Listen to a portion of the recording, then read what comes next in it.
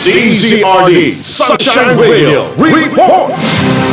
VP Sara, iginiit na walang destabilization at gawa-gawa lang ito ng administrasyon. Alamin ito ang balita niya mula kapar Jason Rubrico.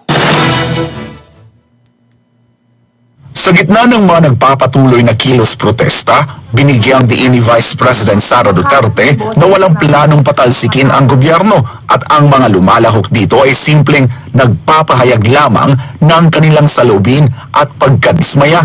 Gate ni VP Sara, ang salitang destabilization ay palaging nanggagaling sa administrasyon na umano'y nai-insecure sa lumalakas na boses ng mga Pilipino. Nai-insecure lang o natatakot lang yung administration sa lakas ng boses ng mga tao. Pero sa totoo lang, ma'am, walang nagpaplano ng destabilisasyon. Normal ang pagpapahayag ng isang tao sa kanyang nararamdaman.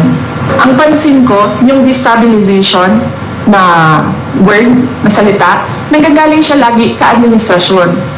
Kasi nai-insecure sila at natatakot sila. Dagdag pa ni VP Sara, kung may grupong nagtatangkang pabagsakin ang gobyerno, yun ay ang mga Makabayan Bloc. Yan talaga ang vision ng Makabayan, pabagsakin ang gobyerno kasi gusto nilang mag-take over. So kung meron man grupo na nagmi-meeting para pabagsakin ang administrasyon, ang gobyerno, Makabayan yun. Wala nang iba. Lahat niyan, lahat ng iba dyan, wala nang meeting yan. Yan sila nang nararamdaman nila naggalit sa pangyayari. Tungkol naman sa isyong pakawala umano niya si Cavite Representative Kiko Barzaga, itinanggi ng Vice Presidente ang paratang at iginiit na may sariling prinsipyo at paninindigan ang mambabatas. Hindi ko makawala si Kiko Barzaga.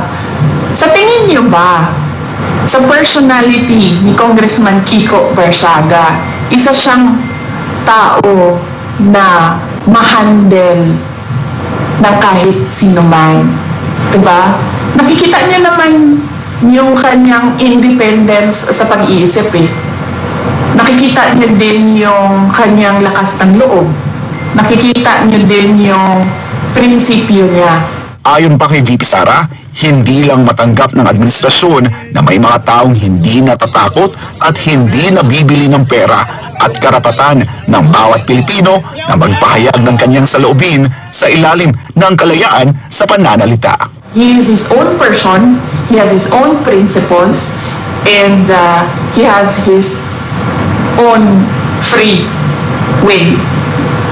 And there is nothing wrong at all with what he is doing because as I said, tayong lahat, we are covered by the freedom of speech and expression.